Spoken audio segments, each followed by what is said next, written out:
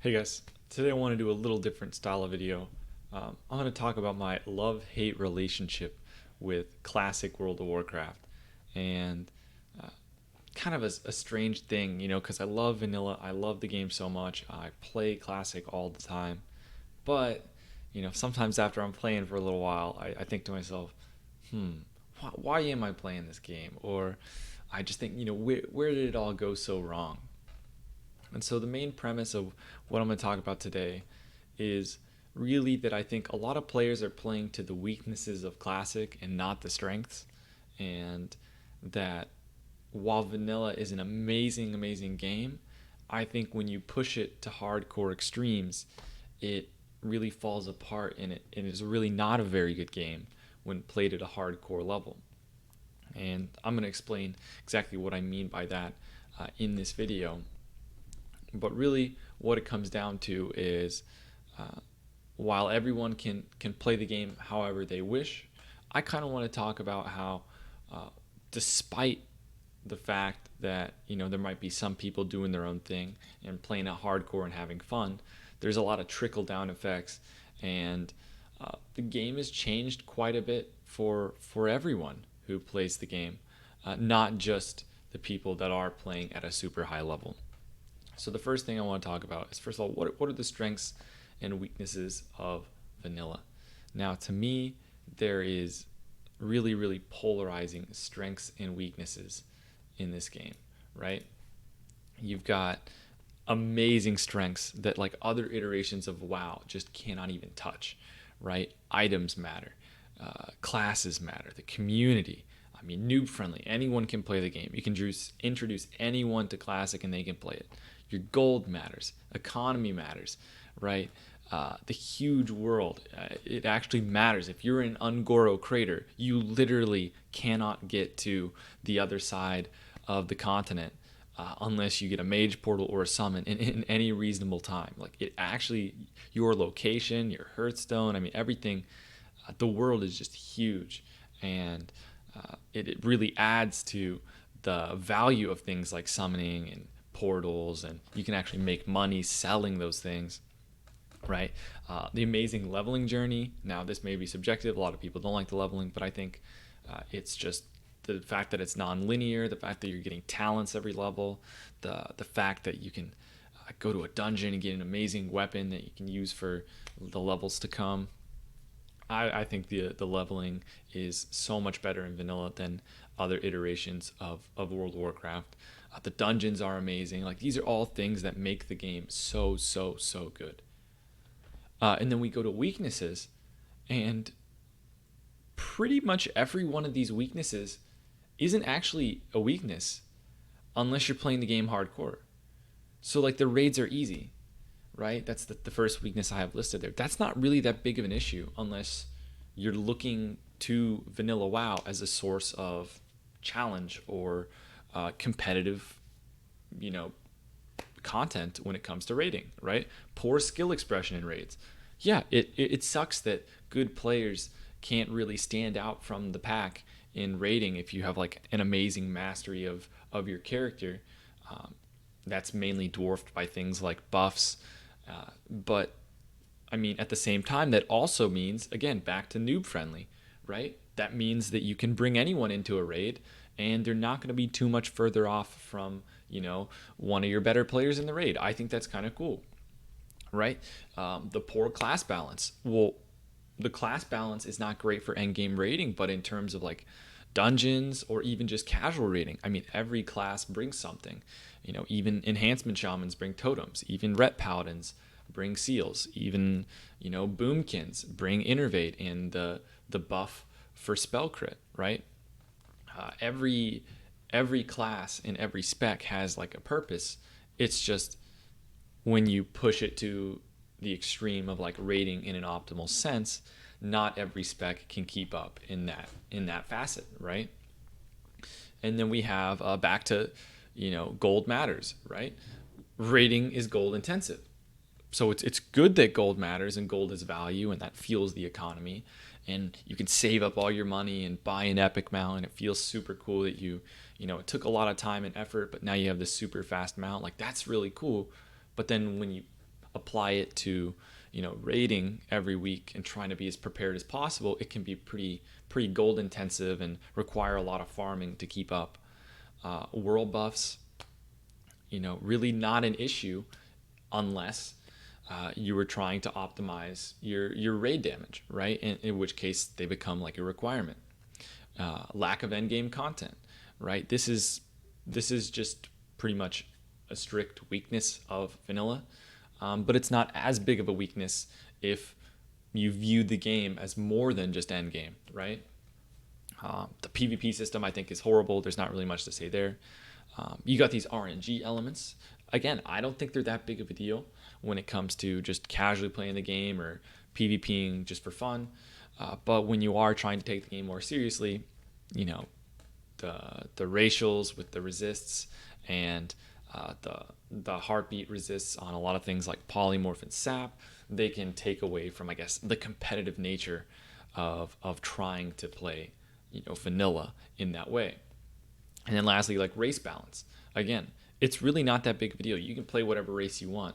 However, when pushed to a hardcore extreme, all of a sudden it's a really big issue for a non-human to try and get swords as like a rogue or even as a warrior, right? If you want to play swords as a rogue or a warrior and you're not human on alliance side, that's going to be kind of hard to do in some guilds, right? A lot of people consider your selection of a race to kind of lock you into what items you're going to be able to get. And so I think that as I move to this next page, you're kind of getting my sentiment that the game is really amazing and actually doesn't have that many flaws, right? If we take away hardcore playing of the game, like hardcore rating basically, pretty much every weakness on this list goes away except for horrible PvP system and lack of endgame content. And you could argue RNG elements, but pretty much everything else goes away if you're not rating at a hardcore or a serious level. And so there actually are very, very few flaws in the game. But a lot of the strengths of the game can actually become flaws if you push things to extreme levels. So let me give you some examples, right? Alchemy consumes. I think it's kind of cool that as an alchemist, you can have like all these different items, right? You can have free action potions, live action potions. You can have limited invulnerability potions. Like there's a consume for almost every situation in vanilla, and that's super cool. But push to the extreme, and then all of a sudden, you need to have every potion for every situation. You need to have in AQ an arcane protection potion for Scarum. You need to have a nature protection potion for Huhuran, even Oro, Viscidus, Cthulhu, right? You need a shadow protection potion for Cthulhu, right? And when you push it to the extreme of being as prepared as possible for every situation, all of a sudden, instead of the alchemy consumes being like a cool solution to some unique problems, it's kind of just almost a requirement that you need to have. And the same goes for like damage increasers like Mongoose. Instead of Mongoose being like a cool potion that you drink or elixir that increases your power for an hour, it becomes expected or almost assumed any time you're raiding that you have Mongoose because of how good it is, right? And so it's less of that cool thing you can use to power up your character and more of like a thing you're always using to stay competitive, right? Engineering gadgets, right? These are super fun items that you can use. They can backfire. That they're just all around a lot of really fun and cool engineering gadgets. But when pushed to extremes, right, everyone has to be engineering, and it becomes like a requirement if you're trying to pre-mate in battlegrounds, or it's a requirement to kill some bosses because of the power of Goblin Sapper Charge. And or even for speed running and stuff like that. Then another example of a good feature in the game: items in old raids have value. That is super cool.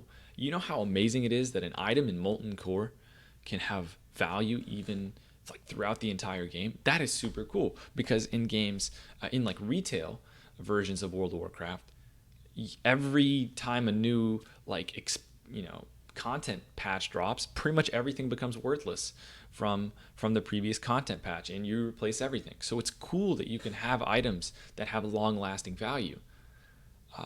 The problem is when pushed to an extreme, and if you try and be fully bis for every situation, and your guild wants to be fully bis, you end up running Molten Core for over a year because there's still items in Molten Core that have value to people, right? So it's really cool that Choker is an amazing necklace off Ragnaros that's amazing for casters even later into the game.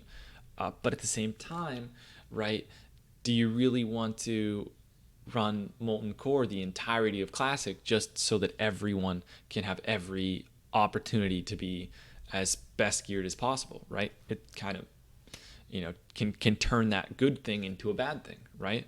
The lack of boosts. I think many people would have agreed that adding like a paid boost would be like treasonous to vanilla, right? And I think that's great. It encourages people to play the game, to level out in the world and group up and just add to the world.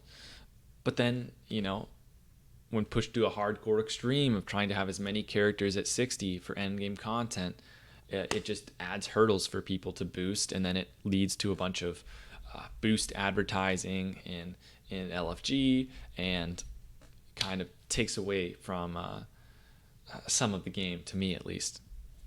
World buffs, right? World buffs are fun. They're cool. And if it was just the case that, I got a world buff. Well, that's cool. I don't usually have this. Man, I'm doing so much more damage than usual. That's super cool. It would be just a thing that's like symbolizes that someone on the server killed a raid boss, and you get a cool buff. But when pushed to the extreme, it becomes a requirement, right? It's no longer just a cool thing, a cool effect on your character that you can temporarily gain to feel super strong, and all of a sudden you need it in all situations, because you need to be optimal. You need to do as much damage as possible. You need to come with full world buffs to raid so that you're not letting your guild down. You're not, you got to be as prepared as possible, do as much damage as possible, so the guild does as well as possible. Battlegrounds are really, really fun, and especially I remember back in vanilla, original vanilla in TBC, having so much fun playing Battlegrounds even while leveling. But when pushed to hardcore extremes, like even for twinking, right? As someone who wants to level and play Battlegrounds, that becomes something that's really hard to do, with the prevalence of twinks, right? At level 60, with the prevalence of pre-mades, which while it's getting better for pretty much the entirety of Classic, there's been an insane amount of pre-mades, and especially if you play on the wrong days of the week, basically early in the week, you're going to be faced with barrages of pre-mades, right? It really takes away from the enjoyment of the game of just being able to queue up for a Battleground and just have fun, to the point where I've played way less Battlegrounds than I could have, and I've endured way too many pre-mades even along that journey, right? I would have played so many more Battlegrounds over the last 11 months, or I guess 9 months since they came out, had there not been pre-mades, and I could just actually regularly enjoy a Battleground when I queue up. PvP servers, right? I think I couldn't even imagine playing on a PvE server. To me, playing on a PvP server is amazing, right? You just can find out people in the world, fight over nodes like herbs or mines. You can control certain places. You can prevent people from trying to enter certain dungeons, or entering certain like roads or passages. Like, that's kind of cool in theory. But then when you apply it to phase 2, or you think of the honor system or the PvP system, and then all of a sudden, it wasn't a 1 hour thing. It wasn't like a 30-minute hold of the horde blocking off Blackrock Mountain. No, Blackrock Mountain is going to get camped for months on end. Or no, that flight point is not just, that wasn't just a spontaneous PvP event where Horde decided to try and take over that flight point. No, Horde are going to be holding that flight point and camping it for months to come because of potential gains from the PvP system, right? And so a PvP server is something that I think is just amazing. It's just, I could imagine playing on a PvE server, But for a lot of people who are on lopsided servers, phase two just completely ruined the game for them, right? And that's because people pushed the PvP system to hardcore extremes, tried to get as much honor as possible, and regardless of the impact it could have on the game. Class balance, right? I kind of mentioned this before, but I mean, everything brings something. When you form a dungeon group, you can pretty much invite anyone you want, and it's just fine. But pushed to the extreme, if you're trying to do as much raid damage as possible, druids become a class that you're not really going to want to have pretty much more than one of if you're trying to play the game in a hardcore fashion. Warriors, you're going to want massive amounts of them and pretty much limited amounts of any non-warrior class. In that, again, it just really takes away from a lot of the, I guess, fun and diversity of raiding with a lot of different classes. Race selection, I touched on this a little bit before as well, but if you're playing PvP in a hardcore environment, or you're trying to competitively play PvP, if you chose the wrong race, if you didn't pick Orc, if you didn't pick Dwarf, you're at a severe disadvantage. Even for raiding, if you're a non-Dwarf priest, I mean, you're going to be the butt of a lot of jokes. Even just selecting things in terms of like Orc versus Undead in some cases, both very good races. A lot of times, you're going to get some flack for some of your selections, right? When pushed to hardcore extremes. The raids, right? Like I mentioned, I think it is super cool that the raids are easy. I think raiding is something that could be kind of daunting in retail. Well, LFR doesn't really count, but I think it's kind of cool that you can bring basically anyone to a classic raid. You can get a fresh 60 into the group. You can get a brand new player who isn't familiar as much with the game and doesn't really know what's going on. It doesn't matter. You can bring anyone in there. You can carry 10 people. You can carry 15 people. You can carry 20 people in some contexts, right? I think it is cool that the raids are easy. Really, the only downside to easy raids is that if you were trying to play the game competitively, because the raids are easy, there's really not much room for skill expression. There's really not much going on, right? And then I think I touched on gold mattering and consumes. But these are a list of things, like these are all pros to me.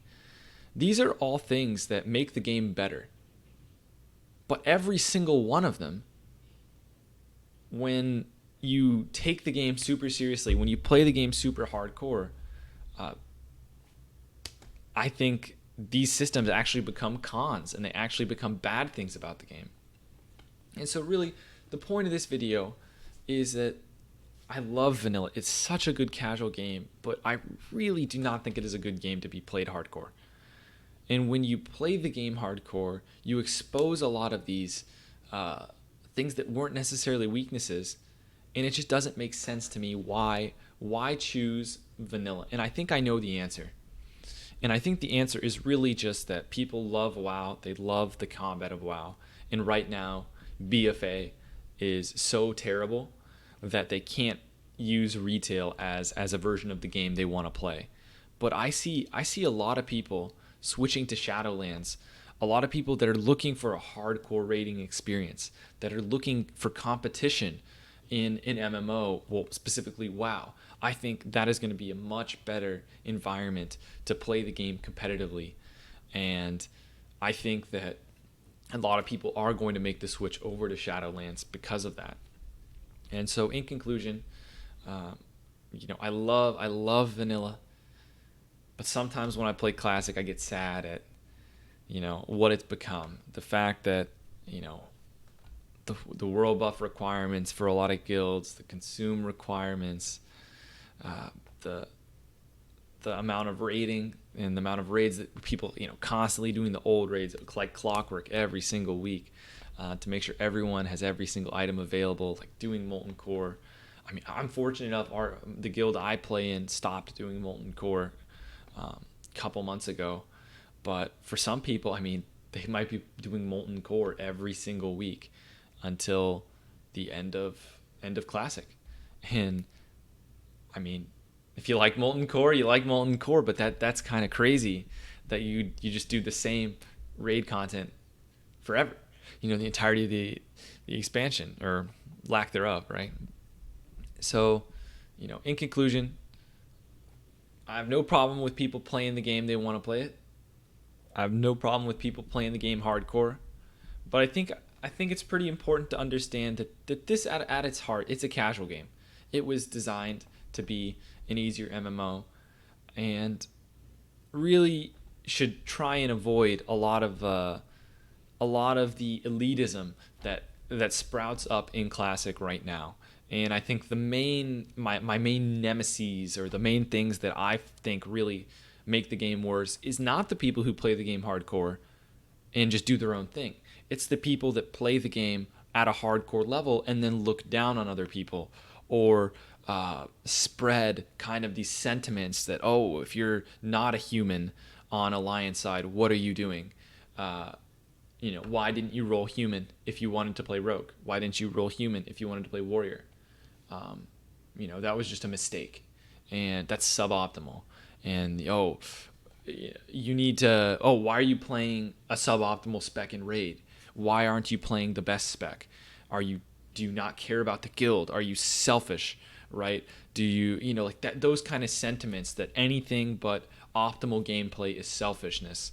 A lot of that kind of stuff, and a lot of the min-maxing to the extremes is very prevalent in discords in Classic, very prevalent on like Twitch chat, LFG, even just just talking to people in the game. And so I think that a lot of the hardcore players need to realize that this is the casual game. This is the boomer game. This is the game that the noobs are supposed to play. This is not a hardcore game. And if you want to play it that way, that's fine. But I think it's really important to understand that you're the outlier, right? The hardcore players, the min-maxers, like that is the outlier in the game that wasn't designed to be min-maxed. Now current retail expansions are designed with min-maxing in mind. They're designed with everyone trying max capacity, trying super hard, trying to bring every advantage. But that's not how this game was designed. In this game doesn't hold up under that pressure. So hopefully I didn't talk in circles too much. Hopefully it makes sense and comes across as to why I love the game so much, but it isn't what it was back in the day. It isn't the same because of how people play it. And I really do think the game is much worse than it could be, because of the min-maxing and the hardcore approach that many people take to the game. But, that's all I got for this one. I'm really curious what you guys think in the comments. Let me know what you think, and thanks for watching.